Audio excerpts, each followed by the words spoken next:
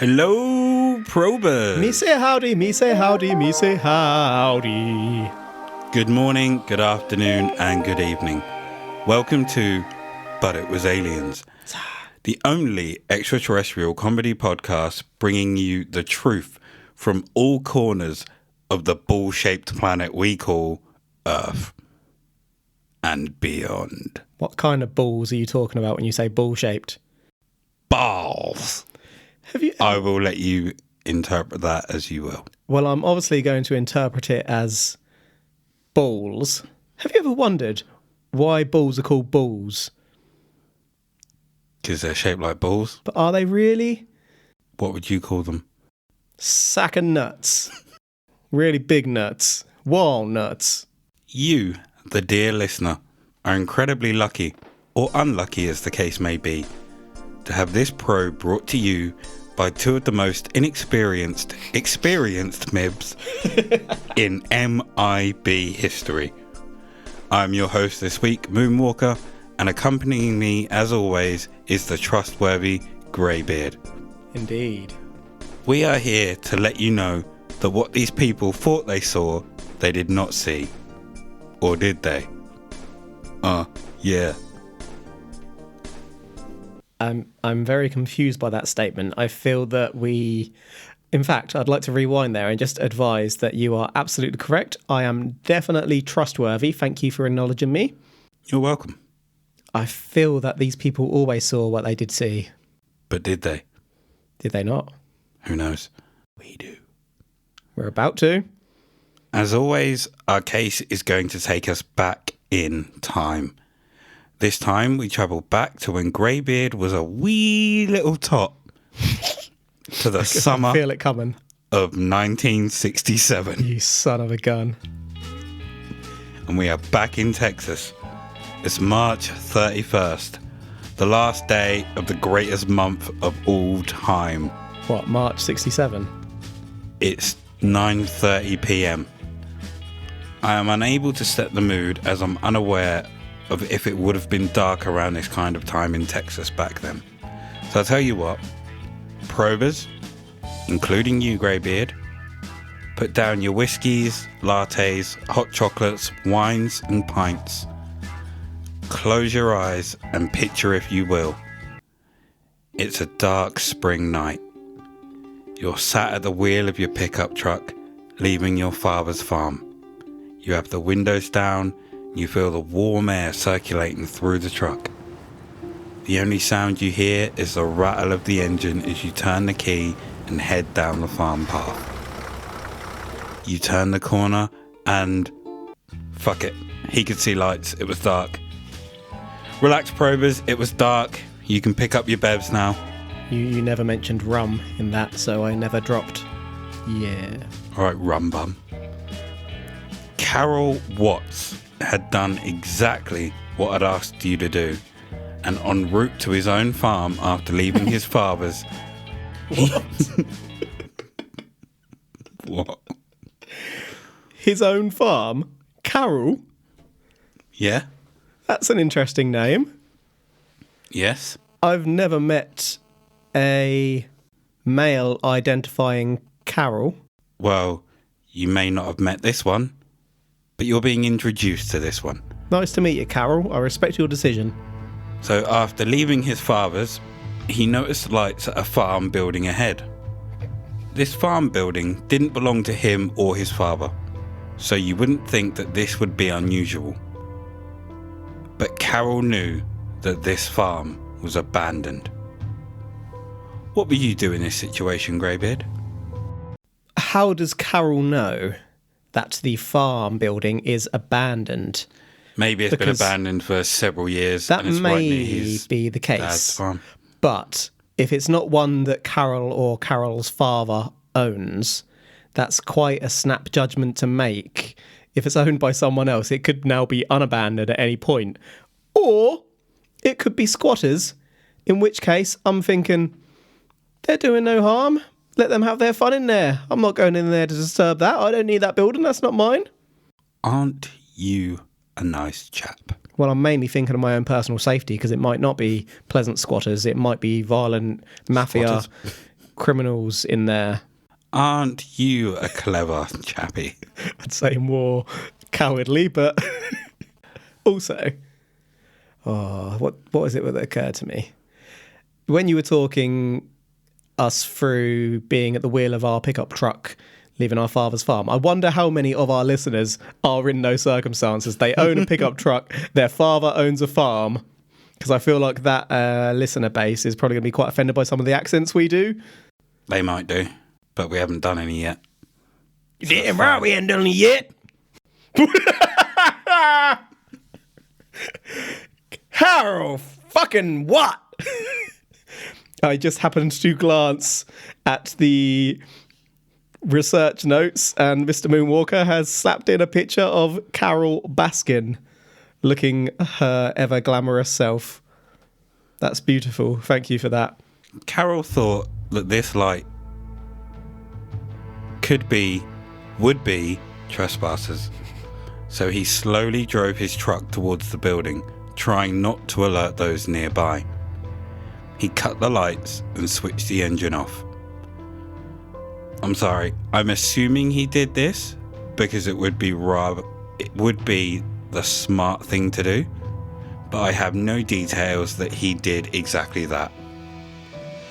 He then proceeds to get out of the truck and head closer on foot. Did he have a gun? I don't know. Did he have any weapon of any kind? I don't know. Was he stupid or brave? I'll let you probers decide. Well, we know from previous experience of probing farmers that they usually go to battle with axes. So I'm assuming Carroll has an axe. But on that note, several assumptions already here. I'm feeling that you may not have a huge amount of sources for this one, and there might be a lot of gaps that you're having to fill in. What if I was just feeling extra saucy while I was writing it? Just wanted to add a little bit of flavour. So you've said that you're sorry you're assuming. No, I was. Intriguing. I'm going to label this one, as it currently stands, as slightly stupid. I feel like Carroll could have left this. Carroll had no business going here. But Carroll can't help himself. No, he can't. As Carroll approached, his gaze soon met something he truly wasn't expecting. A cow man! Mew. Under cows! Under moo! A large, grey, bullet-shaped object. Vibrator. He... Come on! He couldn't grasp exactly how large the object was. So he had to investigate. Oh, Carroll. This object wasn't just sitting on the ground idly. It was hovering slightly off the ground. It's vibrating with some real power. Undeterred, Carroll continued to get closer and closer. As he did, he noticed something. On the side of the object was a door. What? So, he knocked. How big was this thing? Unsure of what to expect, he waited. And then the door opened. Making some really silly decisions. Before he could see anything, he heard something. Something mechanical in nature. A voice, unemotional. It asked, "Are you ready to submit to a rigorous physical examination?" Oh, come on! A rigorous physical examination? Carroll asked why he should take the examination. The voice countered, "If you should pass, you can take a flight with us." This being, who we have no description of just yet, pointed Carroll towards a machine and told him, "Stand before it." And the rigorous examination would begin. Would you have taken the rigorous examination, Kevin? So I wouldn't have got to this point. I need to establish that before I answer that question. But were I silly enough to enter this Love Bean building, at this point, you probably don't have much choice in the matter, so yes or no. Kev's stomach rumbled. I would not say yes, I'd leg it. Apparently he was lying. We've got to start eating before we do this show. Nah, I wouldn't have taken it. I'd have legged it. Absolutely. I'd have been gone. So wish you would have answered the other way. The voice would have been like, I'm back. Nope. Fancy knocking on a giant bean, whatever you said it looked like. I've forgotten already, Jesus. Giant door? Yeah. Well, no, he knocked on the door. Yeah, bullet. The door to the bullet, that's the one. How could I forget? So Carroll declined their kind offer. Ah, there we go. And again the voice replied that others had passed the test and taken flights with them by doing so. It's going to say that. Carroll claims there was an arrogance in its voice. They also told him that they were stationed all over the world and are able to come and go as they please without any resistance. No one can stop them. I was going to query the arrogance there, but the end of that line has kind of evidenced the arrogance. No one can stop us. So take the test. I'm going to make you do it anyway. Come on. Come on, guy. So I'm now wondering what this rigorous examination is going to be. Are we talking like they're going to ask him to deadlift, or are they going to stick things inside of Carroll? Rigorous examination. Got to be some nudity involved at the very least, surely. Otherwise, how are they really examining Carroll? I'm expecting a tape measure to come out. Would you still take the examination? Hell no!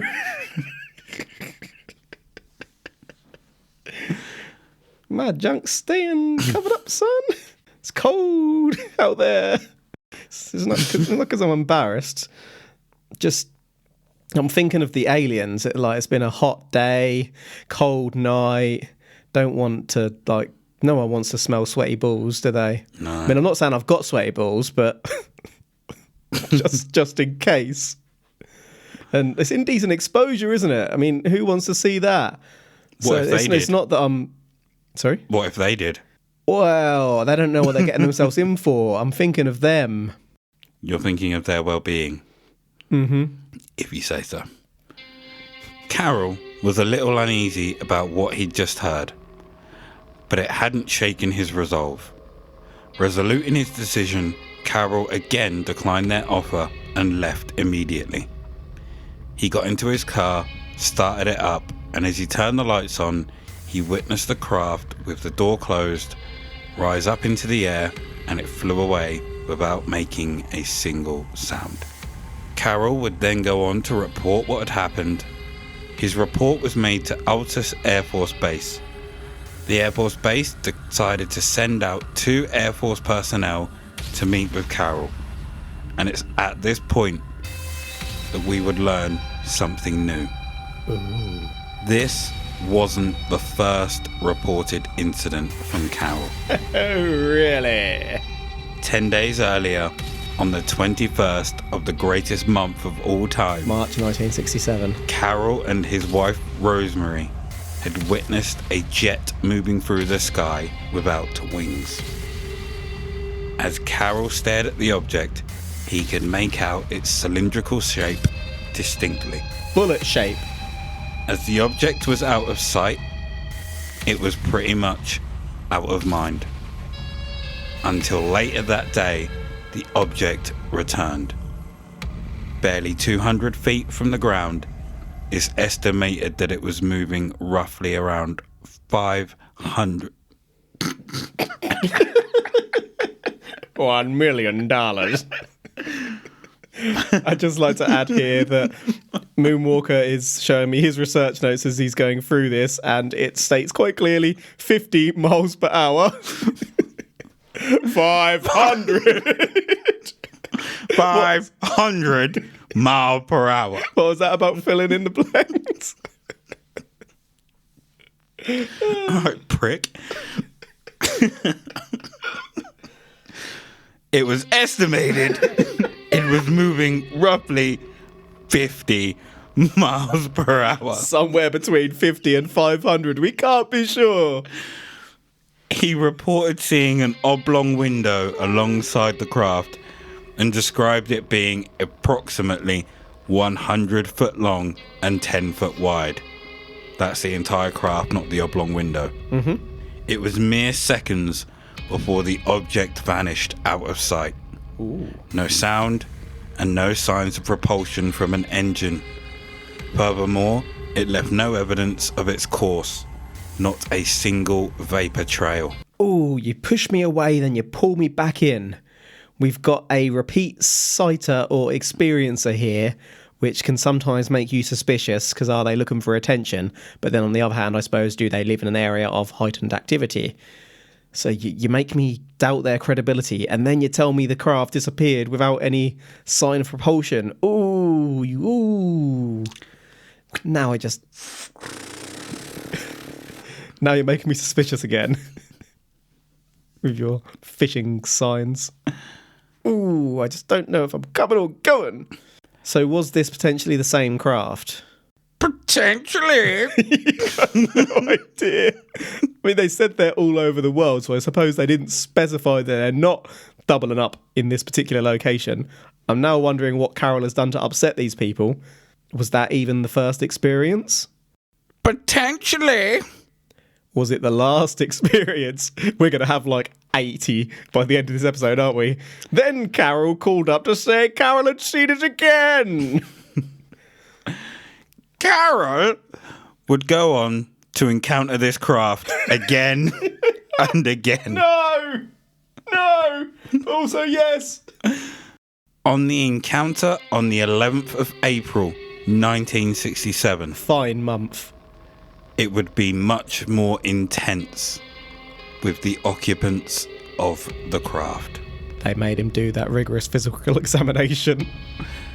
They are described as being humanoid, around 4 to 5 foot in height. Who are? With, and I quote, wraparound eyes and mouths that didn't move as they spoke. They went all the way around the head?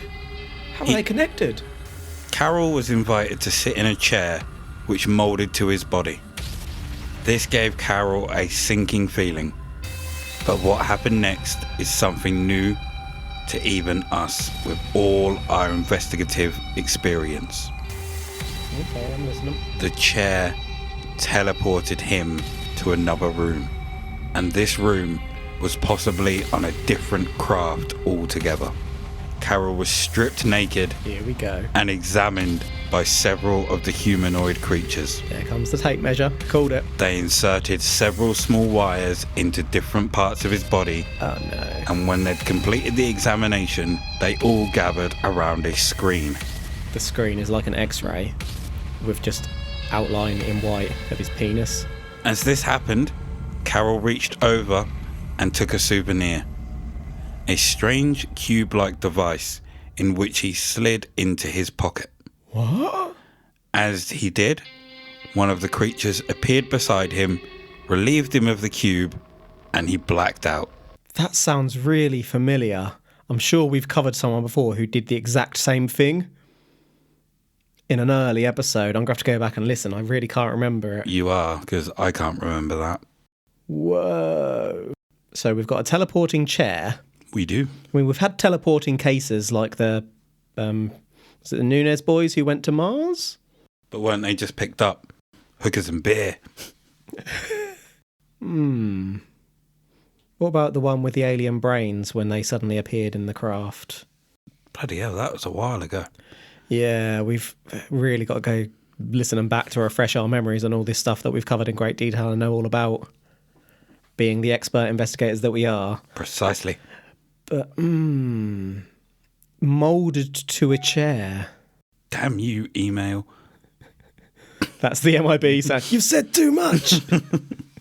Shut down the show. Where did they insert the wires? Do we know this? Not precisely. So it's wires, not wire. So they've inserted them in several orifices, you would assume. Is it one in each ear, one in each nostril, one in the belly button? And, I'm going to end there. Who knows if they were in the skin or in holes? Well, how can you surely you'd be stabbing to make a hole to insert. But you would be creating, not placing within. Would you say insert if you're creating a hole to stick it in? Or would you add more? Create the hole first and then insert the wire? That's what I'm thinking. They'd say Or are you inserting or at into least- already made holes? At least they'd say forced it in. I want to know what this cube is I think as he well. just got probed. Yeah, he's definitely taken one in the butt, hasn't he? Bless him. Or maybe he likes that. Maybe. Carroll awoke to find himself back in the chair and back in the original room he was in before the examination. Carroll asked the figures in front of him what the examination was for. He was simply told, "We are conducting a survey." Carroll wanted more than that, so he asked them to elaborate. He was told it was to make complete maps of the planet. Carroll was smarter than they thought, and he managed to get more information out of them. These 4'5" motherfuckers were taking precautionary measures in case we, the human race, developed and became a space-travelling species. Knowing human tendency to start war, this is when these guys would step in. The only other thing Carroll was able to ascertain was that the being which answered his question was 162 years old. How did Carroll ascertain the age? Does Carroll mean that Carroll asked how old he was and they said, yes, I am 162 years old? If he said that and they gave him the answer, would he not have ascertained that knowledge? Well, I'm just a little bit suspicious at this point because you mentioned that Carroll was... Fucking Baskin. Carroll was smarter than they thought. This sounds very much like Carroll's own words, bigging Carroll up to be genius level.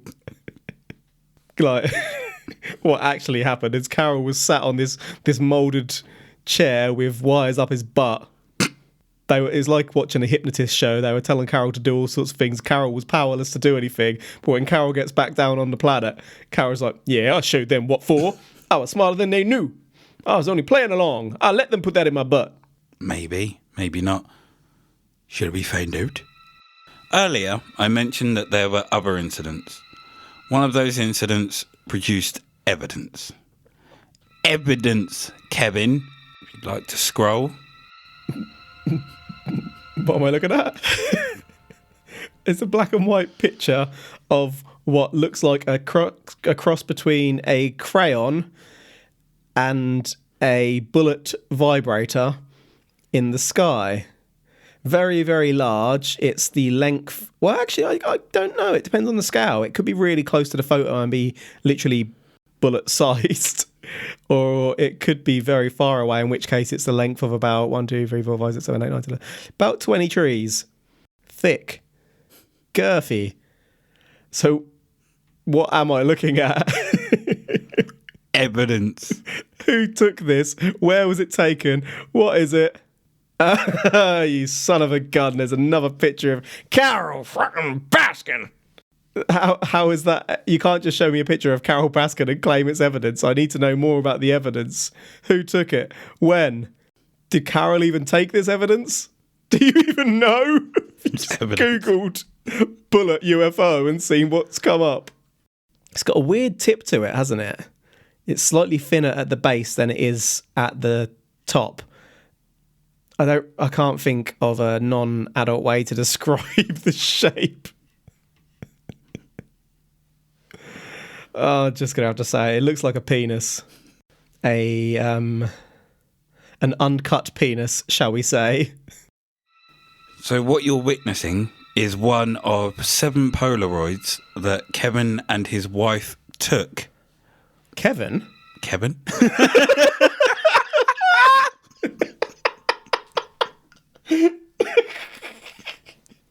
I'm married to Carroll now, and Carroll is the wife.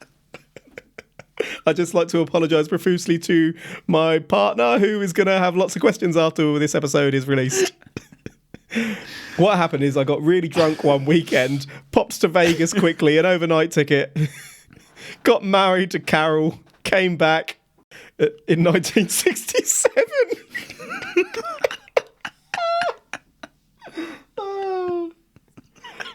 You scroll to the next photo and it's me with my arm round Carroll. Holding the bullet in the other hand. Wry smile on my face. Okay, so what we're seeing is one of 7 Polaroids that Carroll and his wife Rosemary took of the UFO. Carroll, you cheated on me, damn it. And apparently, they took a picture of an alien. Did they? But I couldn't find that. What? Surely that would be easier to find than the bullet. But this bullet picture is evidence. I mean, it's not, if we're honest. That could be anything. And there's nothing in that picture to suggest that it's real. Someone could have just thrown a crayon right in front of the camera lens and then they've taken a photo. Evidence. Evidence of bad photo, yes. Now, this is the part of the probe where we turn to science and skepticism. Dr. J. Allen Hynek Did he? claimed that if this was a hoax, that it would be such a clever hoax that it would almost be as interesting as what the farmer claims happened to him. Really? Well, Carroll himself would come out and claim that this was all a hoax. He tried to hoodwink. Hoodwank? Hoodwank? What's a hoodwank? Granville reaches behind him and pulls out a hoodie. Casually slips it over his head. Starts chugging away. He tried to hoodwink us, Greyballs. You hoodwank This yourself. dirty little scoundrel. But wait. Uh-huh. Carroll had allegedly truthfully been beaten up, shot at, threatened and more since his claim was made. No. And claims he had every intention of proving his story credible until the threats became too real. My cereal? I'm super cereal. Carroll cried hoax to save his family. Carroll realised at this point that he'd stumbled onto something much more, and it would have further implications than he could ever imagine. Carroll was due to meet with Edward Condon, and allegedly truthfully, Condon and his goons misplaced his original Polaroid photos. Condon also advised Carroll to keep quiet. Following this, Carroll was due to take a polygraph test, but on the way, he had a machine gun pulled on him, and he was ordered to fail the test on purpose. What? When he took the test, Carroll failed it, and it's clear to see why. Yeah, it is. Outrageous. And there is a newspaper clipping there for you. Test flunks little grey Martians. Is that Carroll in the picture? Carroll, yes. Carroll looks a little bit like a potato. With tiny little ears. Bless. He definitely looks like he's just spun a yarn in that picture. He's like side-eyeing, like, oh. Did I say that? Yes, I did. Oh. Whilst at home one day, a MIB car drove past his house and opened fire. According to the source I got this info from, There's got to be evidence. and according to Carroll's internal credit, he retaliated by opening fire with his carbine but hit nothing. None of Carroll's family was hurt in the shooting, and he notified the authorities, but there was no evidence that they did anything. There's also no evidence that he called them. Are they not bullets? So, as you can see, Greybeard, Just walk over my question. That's fine. with everything that had happened to him, you could see why he came out and claimed it was a hoax. He did it to protect his family. This incident cost him everything. His wife, kids, wealth, health, and he also ended up behind bars. What? Carroll Watts ended up a broken man. I need to understand more about that statement. Did he have kids? He did. And what happened? His wife left him And took the and kids? took the kids. Did he have money? He must have. What do you mean he must He have? might have had a little. How much is a little? I mean, He had a fiver? he had a farm. He lost his farm, lost his wealth. Did he have a farm? Or Yeah, did he his had dad have a farm? No, he had his own farm. Did he? He lost his wealth. How did he lose his Yeah, farm? I don't know if it means his farm. might have meant a tenner. What health did he lose? Mental. What type of mental health difficulties did he experience, may I ask with respect? Let's just say that I don't know. And just shuffle on. All right, hoodwanker. Let's just roll back a little bit to all these claims of gunfire. Yep. Now, that would be pretty easy to gather evidence for. It would.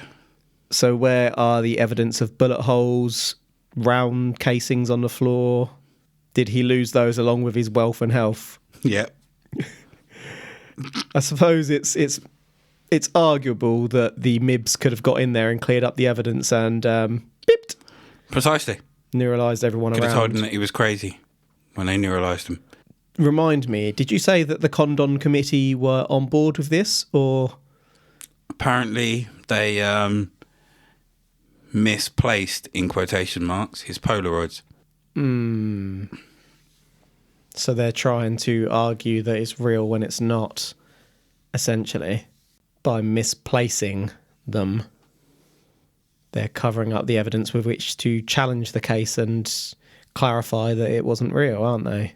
I mean, I don't want to turn on this case, but it's pretty freaking outrageous, isn't it? He lost his wealth, his health. Did he get his kids back? Do we know? We don't know. Is he alive? Who knows? I suppose he'd be in, what, his 70s? Potentially, if not older. If not younger. Who knows how old he was when this happened? Well, he's got to be an adult. He might have been 18 with a farm. He's got to be in his 80s, isn't he? Let's say I did the mental math after saying that and was like, oh, you dickhead. So, to summarise, Do we have to? we have Carroll Watts, who upon leaving his father's farm noticed a light near What is going on with you today? noticed a light near an abandoned farm. He slowly drives up and investigates. He's shocked to discover that what he initially thought was a group of trespassers is a silver bullet-shaped craft of unknown origin. I know the origin. Carroll decides to take a closer look and finds a door on the craft. He knocks and waits. The door opens and is accompanied by a mechanical voice who offers him a rigorous examination in exchange for a flight with them. Carroll declines. The voice makes the offer again and points to the machine that he must stand in front of. He declines again. This time the voice informs him that others have taken the trip and the examination. They then explain to him that they are stationed all over the world and can do what they please. Carroll declines again, gets in his car, watches as the ship leaves and goes home to report it. We then find out that this isn't the first time Carroll has seen the craft and that he'd made a report to the authorities along with his wife 10 days earlier. We then discover that he is visited again in April, and this time he didn't have the option to decline the examination. He was stripped and examined, And when he asked why, he was told that they were doing a survey and making a map of the complete planet. Carroll was too smart for them and got them to tell him their real reason, which was knowing human penchant for war. If we became a space-travelling species, they would step in. That's the most believable part of this case. I think you'll find all of it that's believable. There was another instance when a ship was spotted outside Carroll's house. He took several pictures. We then took a look at the science and skepticism of this case, and there was a lot of it. From beatings and threats, Condon deliberately misplacing the Polaroids, machine guns being pulled on him, and MIB shootouts, and the blurry alien pic that we never saw, the failed lie detector test, and the man that called hoax to protect his family.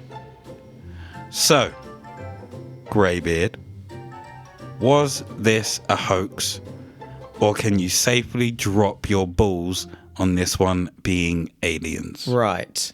So a couple of things. Protect his family. The family left him. Maybe he wasn't not good enough. Maybe he couldn't protect them as much as he thought. Maybe just calling it a hoax wasn't enough. The MIBs were on. The dark side of the MIB. Maybe the family thought, oh, just leave it, Carroll, and got fed up and left.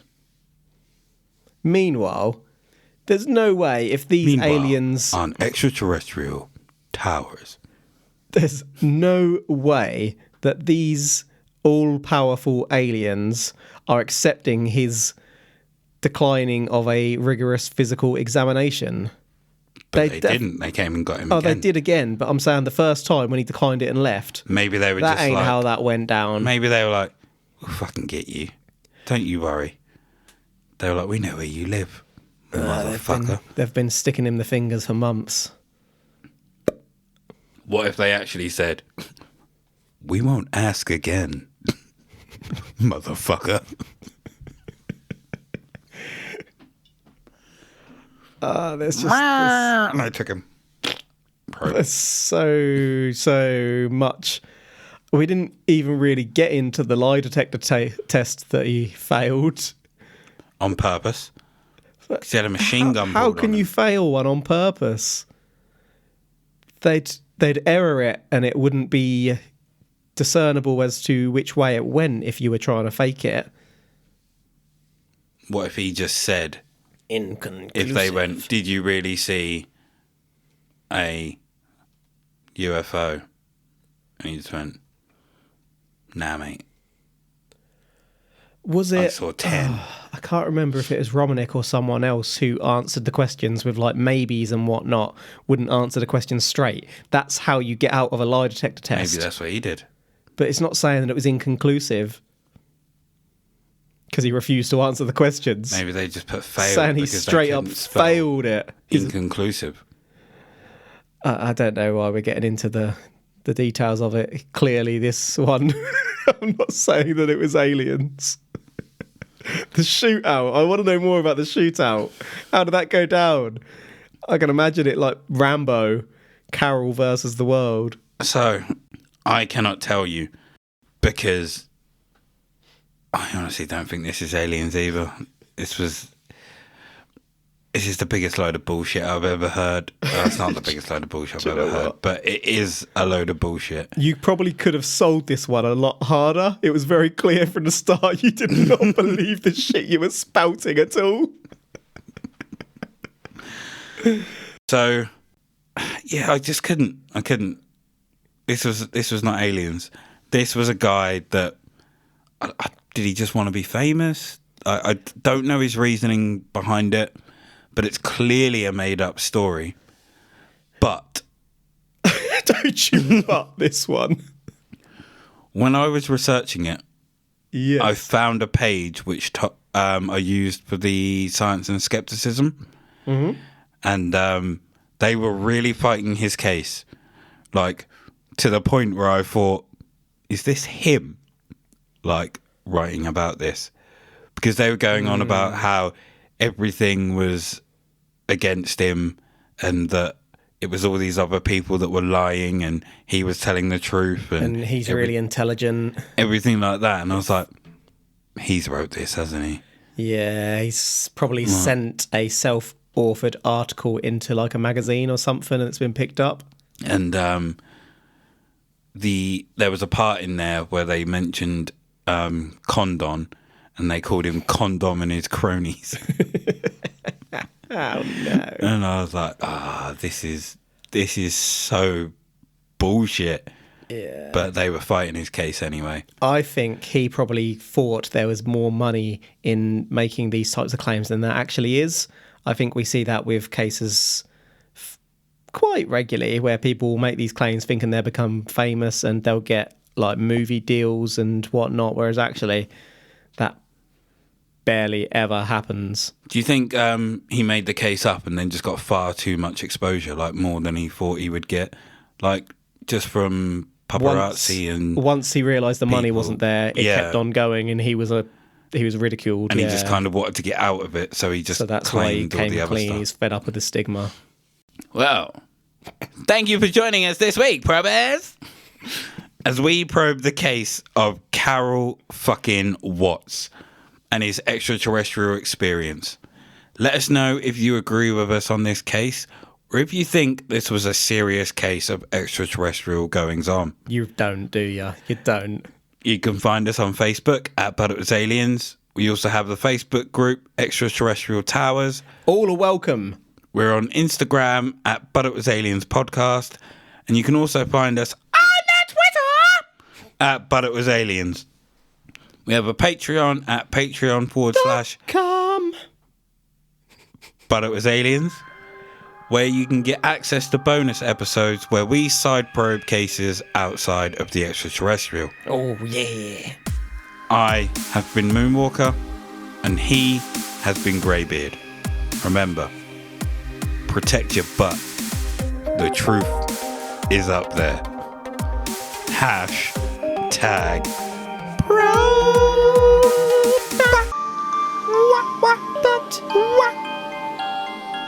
I'm going to get a rum.